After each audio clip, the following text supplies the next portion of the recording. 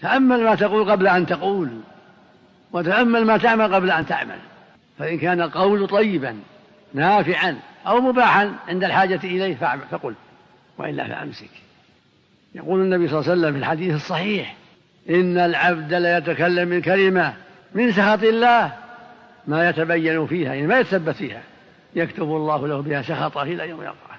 وفي اللفظ الآخر: إن العبد يتكلم من كلمة ما يتبين فيها يزل بها في النار أبعد مما بين المشرق والمغرب. فالأمر عظيم. ويقول لمعاذ رضي الله عنه، يقول النبي لمعاذ: يا معاذ كف عليك هذا، وأشار إلى لسانه. فقال: يا رسول الله، وإنا لمؤاخذون بما نتكلم به. فقال عليه الصلاة والسلام: وهل يكب الناس في النار على وجوههم أو قال على مناخرهم إلا حصائد ألسنتهم. فالواجب على المؤمن والمؤمنة الحذر والتحفظ من قول يضرك أو عمل يضرك. فهو ربك، يقول سبحانه: هو ربك لنسألنهم أجمعين عما كانوا يعملون.